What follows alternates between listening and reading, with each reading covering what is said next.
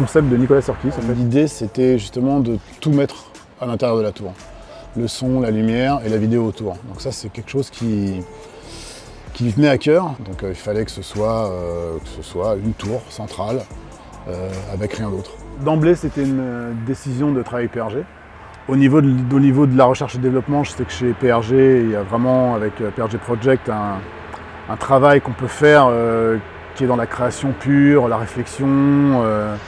Voilà, il n'y a que PRG qui peut faire ça. Quand on a vu les premiers dessins de Nicolas, on a immédiatement vu qu'il y avait quand même quelques challenges. Premièrement, il fallait avoir le son derrière l'écran vidéo et il n'y avait pas de solution à ça à ce moment-là. Deuxièmement, c'était l'auteur de l'écran.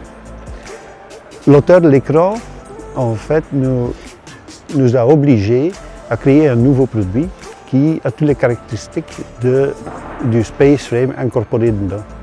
Et en même temps, il fallait avoir un produit qui a une transparence de plus de 70% pour permettre le son à pénétrer de l'arrière de l'écran dans le stade. En fait, ça nous a obligés à développer un nouveau produit qui maintenant s'appelle le Titan X et qui va nous permettre dans le futur aussi de faire un pas dans le développement d'écrans vidéo en soi. Parce que avoir le son derrière l'écran, ça a été le rêve de tous les designers. Et en développant le nouveau produit Titan X, ensemble avec une société chinoise qui s'appelle Infilet, ça nous permet d'être beaucoup plus écologique dans le futur. Avant, il fallait mettre les enceintes beaucoup plus haut et beaucoup plus en avant, ce qui nous oblige de mettre beaucoup de ballast à l'arrière de l'écran. Maintenant, en fait, les enceintes servent comme ballast dans l'ensemble et ça va faire une grande différence écologique dans le futur. Le challenge numéro 1 d'un projet d'une ampleur pareille, c'est vraiment le timing. Tout a été préparé de longue date par notre directeur technique Romu qui a vraiment passé énormément de temps à découper un planning pour que tous les corps de métier que vous voyez ici puissent rentrer dans un stade en si peu de temps. Aucun retard n'est permis parce que sinon on met le corps de métier suivant en danger par rapport à son propre timing. Donc on arrive maintenant en 16 heures de temps à monter pratiquement 2000 m² d'écran. Je pense que c'est un beau record, un beau challenge qu'on a accompli.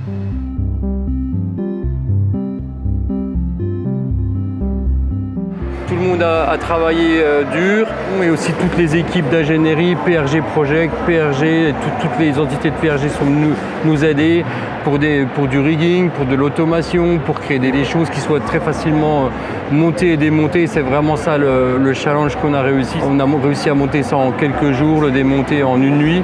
La réussite de cette aventure, c'est aussi un choix de société avec qui on a vraiment pu collaborer, où chacun a mis sa part à l'édifice, que ce soit Stageco pour la structure, que ce soit MPM pour le son, à qui on a beaucoup collaboré. Pour monter un projet d'une ampleur pareille, le plus important, c'est évidemment l'humain. Un crew de 9 nationalités différentes m'apporte énormément de satisfaction parce que ça me permet vraiment de pouvoir sélectionner le meilleur de chacun. Chacun apporte sa façon de travailler, chacun apporte une méthodologie différente et ça nous permet d'arriver à un résultat phénoménal et je pense qu'on peut vraiment tous les remercier. Mon rôle en tant que directeur technique sur la tournée Indochine a été de mettre en relation, on va dire, tous les corps de métier de PRG.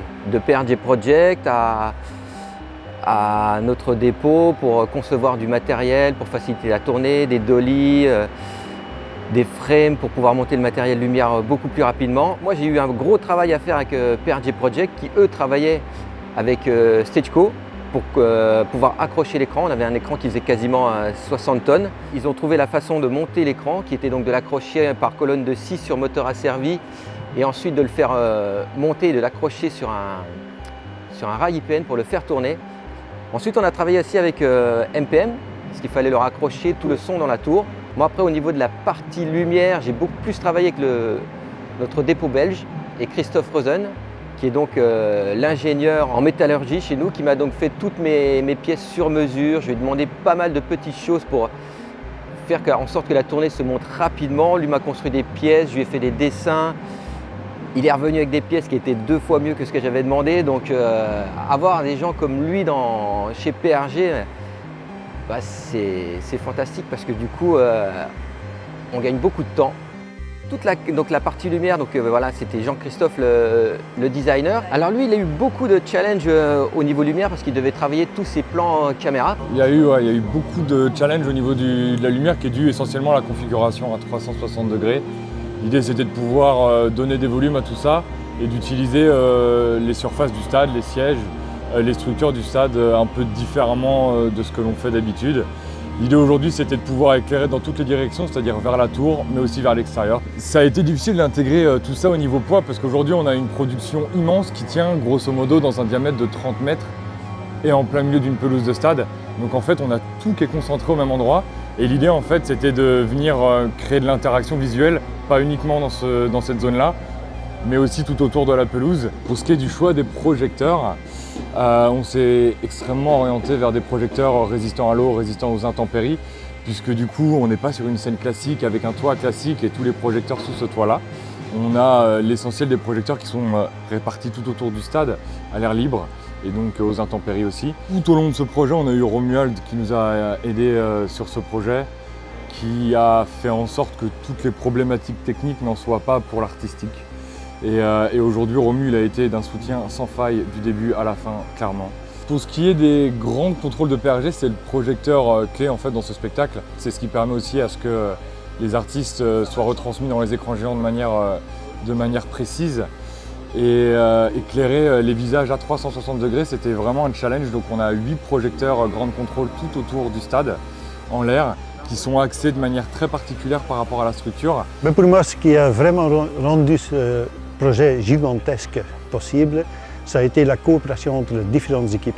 Il y a PRG France, naturellement, qui a eu un grand rôle là-dedans, mais ensemble avec PRG Belgique, PRG Projects et tous les gens qui étaient dans la production, tant que la société Stageco, la coopération entre ces sociétés a vraiment rendu ce projet possible.